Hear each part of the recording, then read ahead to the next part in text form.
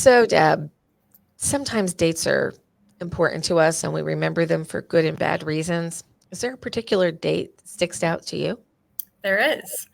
The date was February 28th, 2011.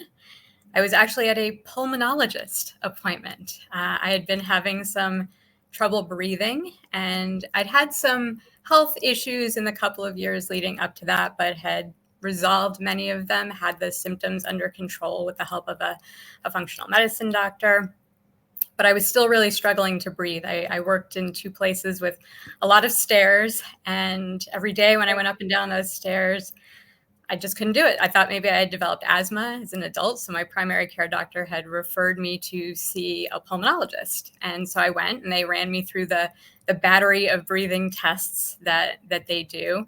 And afterwards I had the follow up with the physician, and he came in and he said, your tests actually look great. Can I do a physical exam? I said, sure. So he takes out his stethoscope. He listens to my heart and lungs, and he said the words that I will never forget, which is, has anyone ever told you that you have a really pronounced heart murmur?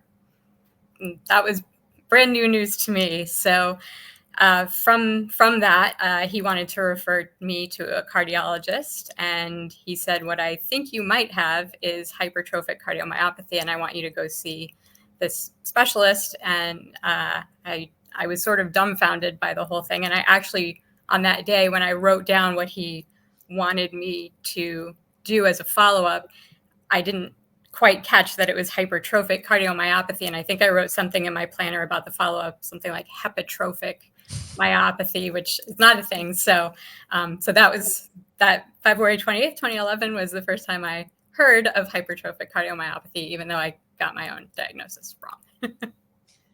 Well, that's a great opening for this edition of Tales from the Heart, a podcast from the Hypertrophic Cardiomyopathy Association. I'm Lisa Salberg. I'm your host, and the HCMA is happy to bring you these special editions of the podcast that are our Share Your Story family patient editions. And we are here with Debra Rafson, who has just shared with us when she first learned about hypertrophic cardiomyopathy. So, Deb, welcome to Tales from the Heart. Thank you, Lisa. I'm happy to be here. We're really happy to have you. So, you get diagnosed in 2011 and you hear the words, even though you get them wrong. You have done much research since then, and you know your terms quite well now. So that community experience at a pulmonologist led you to a referral. Was that to a center of excellence or was that to a cardiologist? It was to a local cardiologist, and it was someone that, certainly had good credentials, but was not at a center of excellence. So in that first appointment with them, which I brought my sister to with me so that I would have a family member to help take notes and ask questions, because this was obviously something surprising to our family and brand new to us, that we would have anyone with a cardiology issue. And so, we gathered the information, and he told me in that very first appointment, you have hypertrophic cardiomyopathy. At some point, you're going to need a septal myectomy, this open heart surgery. And I don't know how much of it I heard or retained. I was completely overwhelmed by the diagnosis and the amount of information that he was throwing at me. And I felt like in that appointment, I didn't get enough information about why he would be making that recommendation for open heart surgery. That sounded like we'd gone from, I feel completely fine, I'm just a little short of breath, to open heart surgery in a quick second. And so when we left the appointment, the recommendation was, let's try beta blockers, see how you do on them, but really think about this surgery. And I just remember feeling like, why would you recommend this? I don't have enough information to make any decisions here.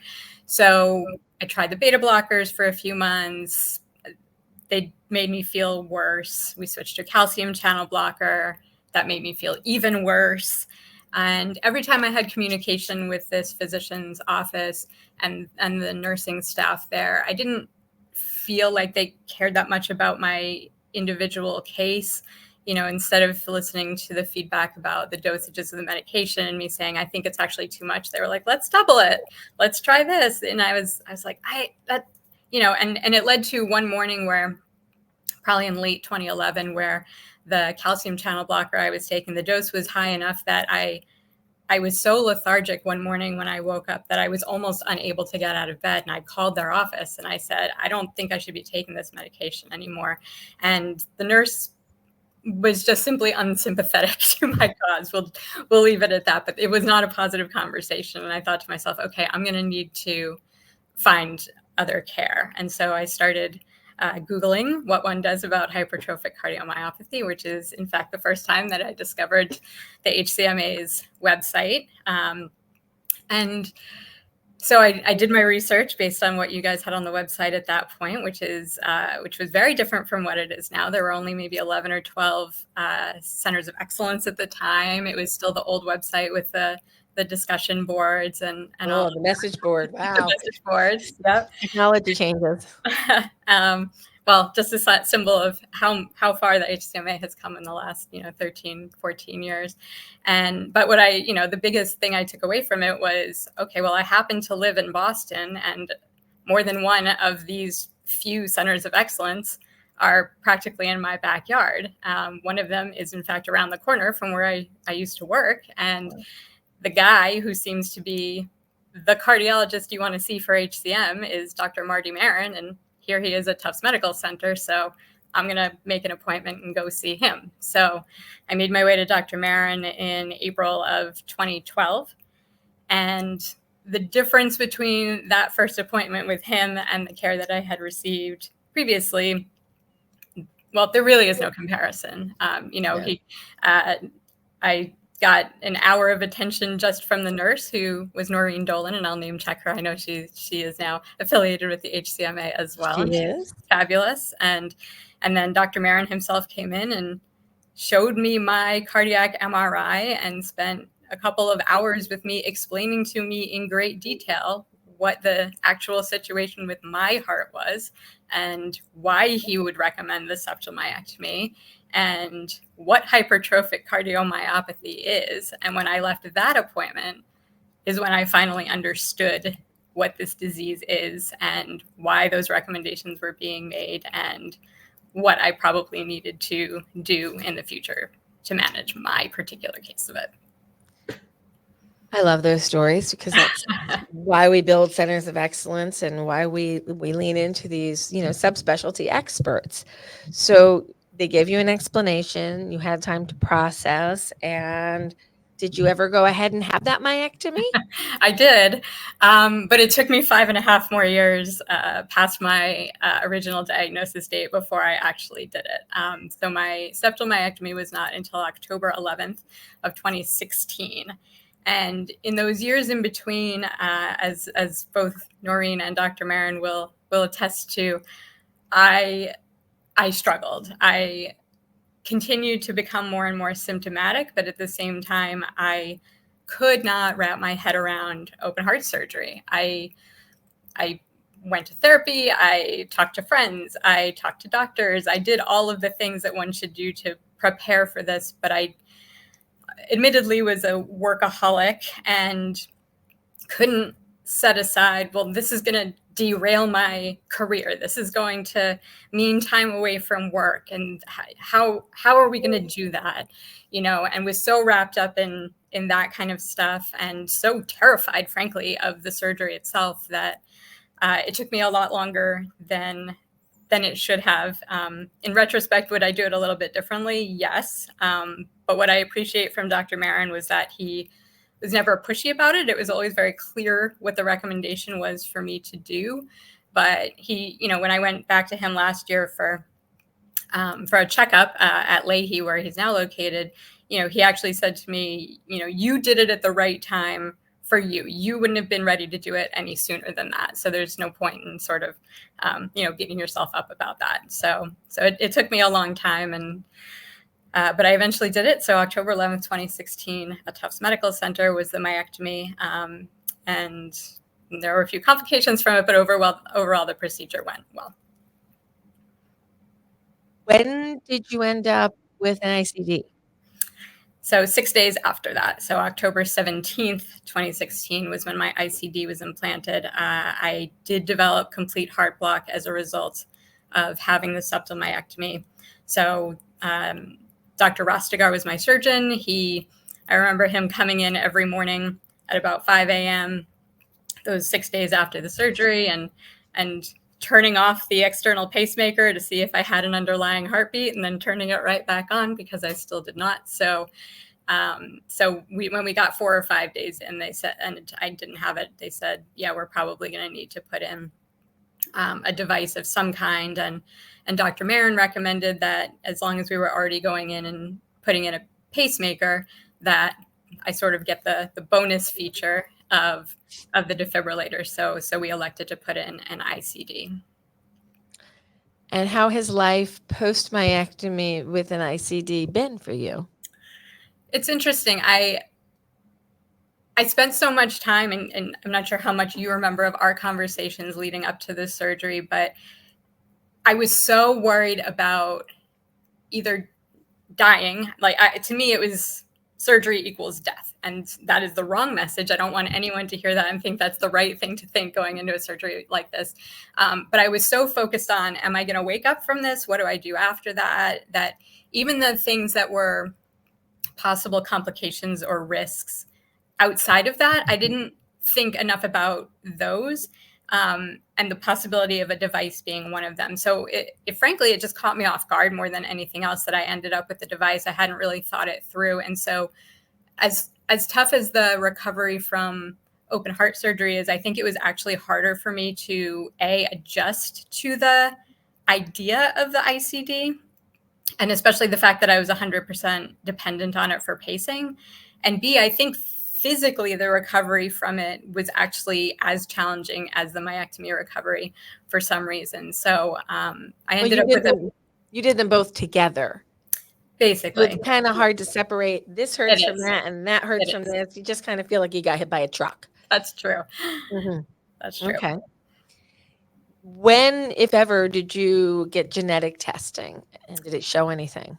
Yeah. So when I was first diagnosed, and then actually my first meeting with Dr. Marin, I remember him talking about the idea of whether genetics were playing a role in this. And I think he used the phrase, he called me something like, it's possible that you're a genetic anomaly. Like, maybe we'll never know if anyone in your family has any of this, because at the time, genetic testing was not nearly as prevalent or cost effective as it is now. So I actually waited, and my whole family and my whole immediate family was screened with echocardiograms right after my diagnosis. So we knew that no one else had any obstruction the way that I did. No one else was symptomatic the way I was. So we waited on the genetic testing, which we did in late 2020, when the HCMA offered the partnership with Invitae to do the testing. So I did the testing and discovered that I have the MYBPC3 gene, which I know is one of the more common ones. And then we were able to do the follow-on testing through Invitae. So both of my parents were screened. It turns out that my mother has the MYBPC3 gene, so that's where I got it from. And that meant that my sister needed to be tested because she had a 50-50 chance of having it as well. And sure enough, she does in fact have it. We tested my mother's sister, and she does not have it. So that prevented us from having to test the entire follow-on line on that side of the family. So as far as we know, at this point, it's just the three of us. So that's good, but the generation above had long since passed before we found out this information. So we have a suspect for who we think this came from, but we'll never really know. How are mom and sis doing? They're doing well. My sister was just recently at she goes every 3 years to NYU to get an echocardiogram, and they said things look good for her. So still no symptoms, still no obstructions. So that's great news. And my mother has some occasional symptoms. She always refers to it as extra heartbeats, and her local cardiologist watches her for that. But again, never anything from a symptom standpoint like what I had experienced prior to my myectomy. So on top of HCM, in an ICD, in a family history of gene positive HCM, you have other chronic illnesses. Mhm. And a lot of people have more than one thing. You have some unique disabilities, Yes. abilities, special abilities. Yep. Can you tell us a little bit about what else is going on with you and how you manage to separate out what's going on and how you communicate with your healthcare providers about these symptoms that can cross over but could have separate nidus points? Yeah, that's It's a a great lot, question. It but is a it's a lot. lot. It's a You lot. do your best. So I've been having some health issues since about 2006 or 2007 that I was never really sure if they were things that came from HCM once I received that diagnosis or if they were from something else. I had what's called chronic inflammatory response syndrome, which is like a mold toxicity, which I know sounds a little nutty to some people, but I promise it's a real thing and a real treatable thing.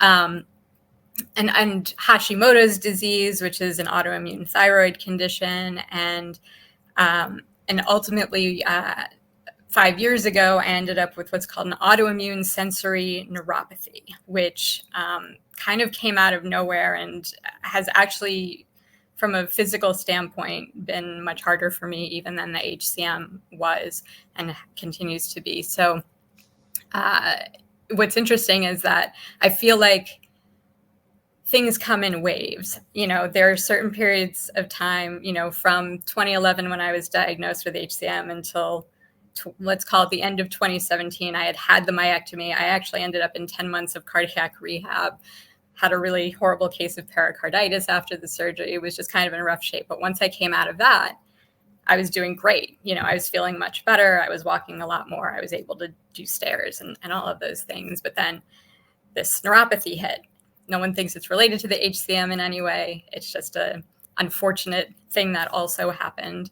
And the physical therapy that I've needed to do for the neuropathy, I always say to people, there's no way that I would be able to do the PT that I need for this had I not had the myectomy before that. So I feel like things have happened in a certain order for a certain reason in some ways, because I needed one thing to happen in order to be recovering from the other one. But it's challenging. I spend a lot of time going to doctor's appointments. I would say I have mastered the art of the doctor's appointment. I have mastered the art of record keeping for myself, medical record keeping. I think I'm both doctors' favorite patient and also their worst nightmare in some ways, because I'm so prepared to have a conversation with them about, here's what I need from you today about this specific thing, and then here's this thing I need from the other doctor about my other condition, because a lot of them don't have the expertise in both fields. So how are they going to know which symptom is coming from which thing if I can't figure it out? So it's complicated. It continues to be complicated. Now I feel like I'm transitioning a little bit back into an HCM, well, not so much an HCM phase, but an ICD phase, because I'm facing my first battery change and a potential lead extraction. So now I've got the neuropathy headed in a good direction, and now I'm focused a little bit back on my device. So it comes and goes, it complicates things, but I've learned a lot of tips and tricks and tools, how to best advocate for myself, how to make it work the best way that I can. And that's what I'm continuing to try to do. I think an important lesson from your story, and I share some complexities, most of mine based in the heart, but I had a stroke. So I have left-sided weakness and left-sided blindness, and you try to manage that, and then you try to manage your heart, and then I try to manage a transplant, and there's all these different things that happen to our body. Some of them are connected and some of them are not, and how we document, articulate, and explain to people. Like, I'm in PT for my foot right now. I just really nasty plantar fasciitis that I got Mm-hmm. hit in the bottom of the foot by a wheelchair operator in Cincinnati. That was fun, which aggravated the plantar fasciitis even more. So now I'm in PT, and they're trying to get me to move muscles on my left side. And I'm like, sweetheart, I don't know where they've been for 34 years. Like, I don't know that they're there anymore. And they're like, I don't understand. So then you explain, like, all right, well, you see, I had this infection in my heart, and then I had a stroke, and then I lost part of this, and I lost part of that. And I was 21 years old, so I never went to PT, and I don't really know where the limits of my disability are in terms of the left-sided stuff. And then they're like, oh, and then you become more interested. Right. I wish I were boring. So we Exactly. have to be good librarians of our issues and really stop and think, what is my body doing right now? And how do I explain this to somebody else? And it's exhausting to do. And it's complicated. And then you get one specialist who's like, well, I don't know about that. Maybe it's this. And you're like, no, no, no, trust me. Really smart people have weighed in on this and we've had these discussions. This is the issue. And then they're like, oh, yeah, maybe you have done your work. Yeah. But it's hard to manage multiple things. And some people want to just write it off as it all being from A or all being from B, but they interact.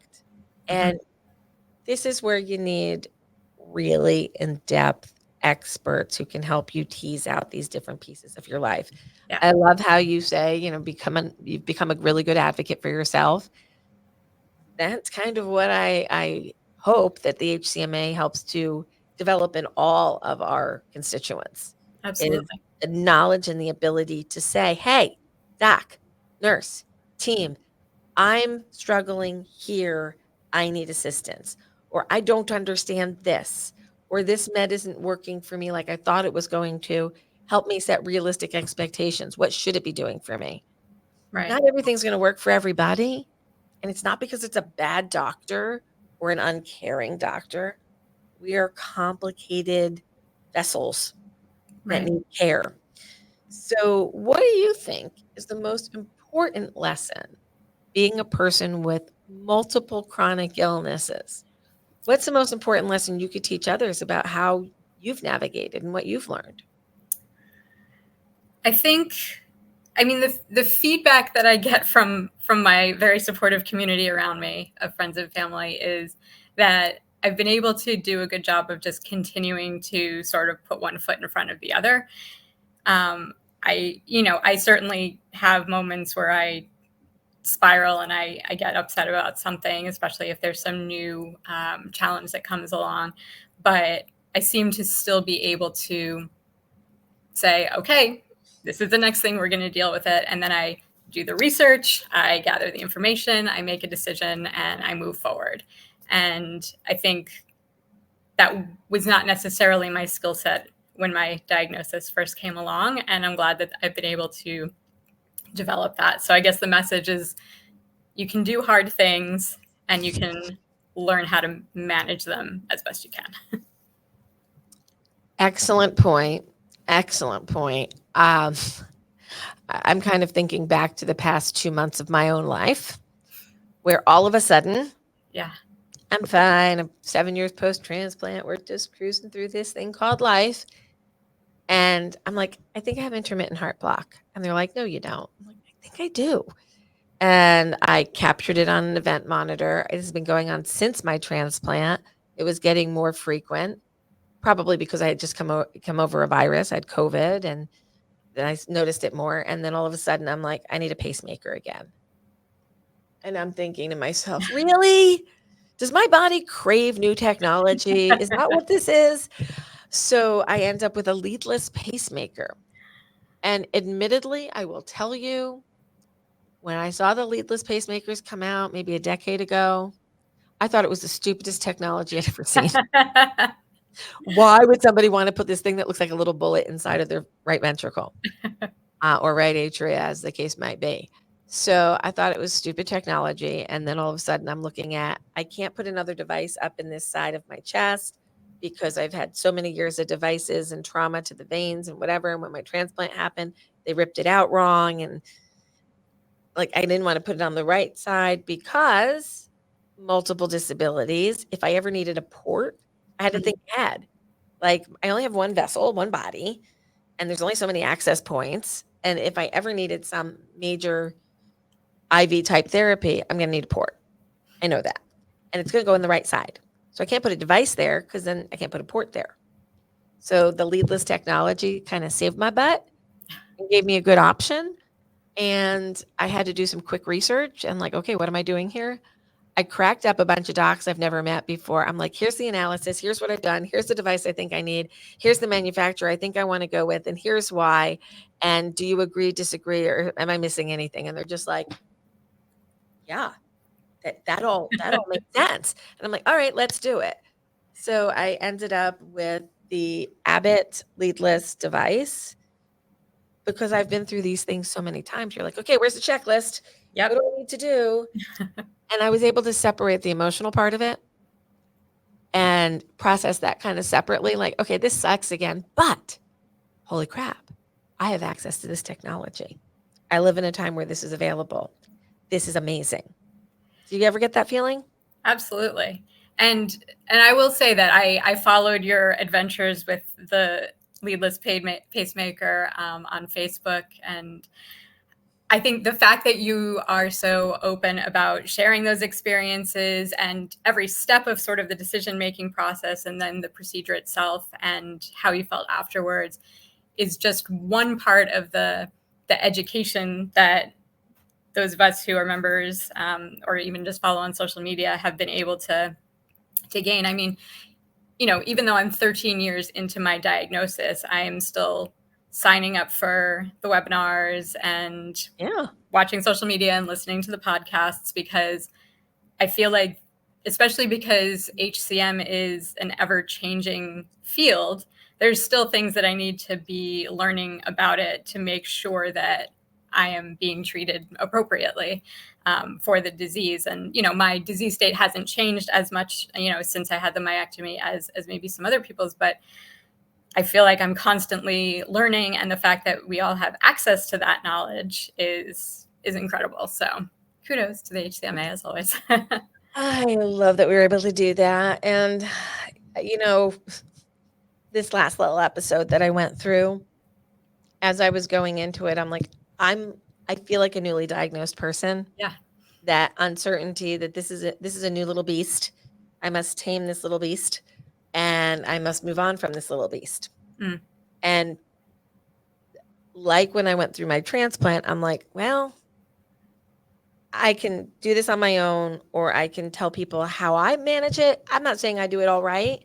I just have a lot of experience in breaking these things down. And I took you guys along with me on this journey, both through photos and vlogging and just communicating through social media that here's what's happened. It's not fun, but I'm getting through it, and this is how I'm thinking. And I actually did make a conscious effort on that event to memorialize. This happened. This is how I'm feeling. This is what I'm thinking. This is what I need to look at next. And I have a resource that you all have access to, and that is Lisa's cell phone.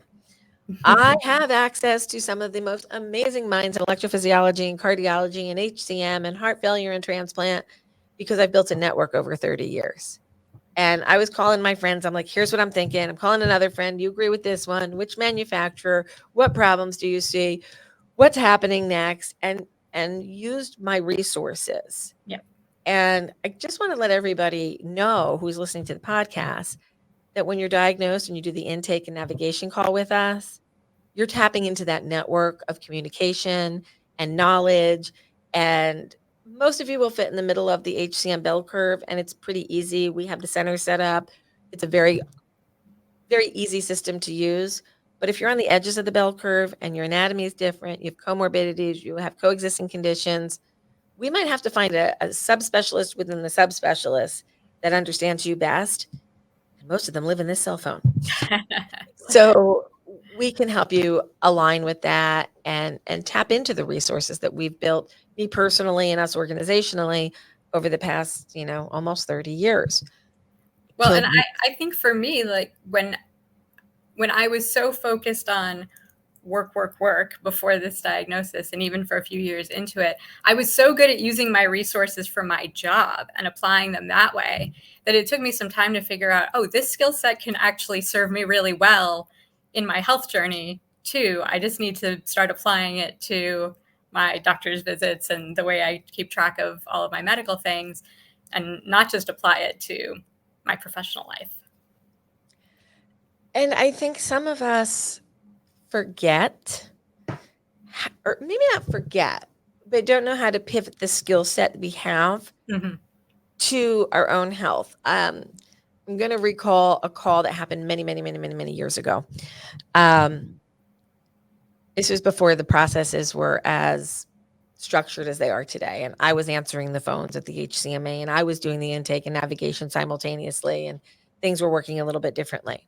Mm-hmm. So this guy called up, and just the way he spoke and the first couple of questions he asked, I'm like, this is a highly educated individual who is very sophisticated, but very lost. Mm. And as we were going through the questions, he said, I went to a general cardiologist. They diagnosed me. They said I should take this drug. Okay. I went to an interventional cardiologist, and he said I should have an alcohol septoablation. I went to an electrophysiologist. He said I should get an ICD and a pacemaker. I went to a surgeon, and he said I should have surgery. I don't know what to do with this. And I said, what do you do for a living? And I'm going to have to make up something equivalent because he's searchable by what he actually does. Sure. He developed a very critical part of computer technology and owns multiple patents that he created through the 70s and 80s when he was early in his career. And this guy is literally a genius. He's a genius. And he's created something that y'all use every single day, multiple things that you use every day. And he created the technology. Now he's diagnosed and he doesn't quite know what to do because everybody's pulling him in a different direction. And I said, you have the skill set to do the analytics here, but let's put it into your context. So we took it into his field, and I'm like, what would you do here, here, here, here, here? He goes, oh my God, yes, you're right. So he got to his answer. He's still doing well today. And he figured out what to do by using a skill set that he had, but he didn't know how to use it here. Yeah. So really, really, really smart people who have HCM even find it very complex to deal with. So if you don't feel like you have strong skill sets for organization or analytics, that's okay. Mm-hmm. We can help you fill in those gaps here at the HCMA. And one of the ways we do that is through our discussion groups. See how I weave that in there, Deb? Very good. So Deb is one of our discussion group leaders and has kind of been with the program since the beginning. It's ebbed and flowed and moved and changed, and the people change. Tell us a little bit about your discussion group. Absolutely. So yes, I have been doing the online discussion groups since their inception, which was the end of 2020. And I mean, just to give a little background, I originally, when you announced that they would be starting up, I immediately volunteered for it because something that I felt I had been lacking in my HCM journey was a community of other people with HCM. Because as I just said, I didn't even know any members of my own family had it until a few years ago. So I just wanted the community to begin with. So I volunteered to lead one of the discussion groups. And so the group that I lead is called Life with HCM. And at the start of, I do it once a month. It's usually on a Thursday at 7 p.m. So come join us, my little pitch for Life with HCM. But, what I say to people in the group is that the title of the group is meant to be a little bit general so that we can talk about anything and everything related to our lives with HCM. And so every conversation is completely different depending on the makeup of the group. Sometimes it's about, myectomies, and sometimes it's about ICDs, and sometimes it's about medications. And, Camzyos is certainly, and myosin inhibitors in general are certainly a popular topic of conversation lately. But, it can be all of those things or none of those things. It could be diet and exercise, management of symptoms, anything across the board that people have going on in their life with HCM at that moment. They come and talk about it. They have me and other people to ask questions to and to share information with. And, I try to make it as interactive as possible. I like for everyone to participate and be willing to share their story because, one of the reasons I wanted to do this was because I feel like by sharing our stories, that's the best way we can help other people. And so it's been, an exciting and powerful experience. It's something that I look forward to every month. And so I hope that the people who have participated have had a good experience and feel the same way. I love the discussion group idea when it, it kind of evolved through 2020 when we were all feeling very, very, very separated. Yeah. okay, how can we develop something where people can still come together? Our annual meetings had been canceled. There was not going to be any in-person communication, and we were feeling very, very isolated, and maybe a little bit more than the average person during COVID, as we were one of the original groups to look out for those with cardiac disease. Mhm. COVID was a specific risk to us before there was vaccines and therapies. So we really were a little paranoid as a community, and I, as a transplant recipient, was even more so, immunosuppressed with COVID, bad times. So we started to build these groups, and a couple of them didn't work. Some of the topics, some of they fell off, and then other ones developed and morphed and changed and evolved. And I love where they're going. I like where we've been. I think we can go into a couple of new places, so stay tuned for that. But it's an awesome opportunity for people in the comfort of their own home, from their own couch, to talk to others and to feel some community and camaraderie, and really start changing the future for themselves and their families in little micro ways, not in microwaves, micro ways, Right. so that when you're thinking nobody else understands me. Nobody. Well, maybe the discussion group people do. And Mhm. maybe my HCM community understands me. And that's where our Facebook community, with almost 11.3 million, or not million, I wish, 11.3 thousand people, come and talk amongst themselves Mhm. and share and share information. Hold on, my phone's ringing. We'll just edit that one out. Maybe we don't have to. Um, the camaraderie, the consistency, Mhm. the knowing that there's somebody every week to talk to in a group. Yeah. It may not be the exact topic that you want to talk about, but maybe you can learn something by listening to somebody else. Mhm. We have emotional wellness with Gwen, and we have myectomies with Paul and Greg, and we have arrhythmias and other topics with Trudy and with Karen, and I can't think of all of our discussion group leaders. And then we have our transplant group with Dawn and Lisa and Karen and others, and we have so many different facets. I love it. It's fun. Yeah. It's And fun. I will say I've talked to people from all around the world, from several countries. I've talked to people ranging in age from probably 25 to 90. I've talked to people who were just diagnosed. I've talked to other people who are much further along in their diagnosis journey, people who are thinking about having surgeries, people who are taking new medications, people who are just having a change in symptoms and want to see if it's normal, and talk to other people who have it, and so even if life with HCM may not describe exactly what you have at that moment, like you said, any topic doesn't matter. Come to the group. You're going to find someone who is of an age, of a background, of a whatever, but most importantly, of HCM symptoms and Yeah. history from a medical standpoint that can relate to you, and will be able to share their story and make you feel hopefully a little less alone in that, and also help you feel more educated and empowered by the knowledge that you can gain from participating. I think that is a great way to end this podcast edition. Deb, thank you so much for your volunteerism, for sharing your story, for being part of our community, and being a leader within the community. We really appreciate you, your experience, your knowledge. We wish you the best of health and no more diagnostic odysseys or confusions. And we thank you for joining us on Tales from the Heart, a podcast from the HCMA. Thank you, Lisa.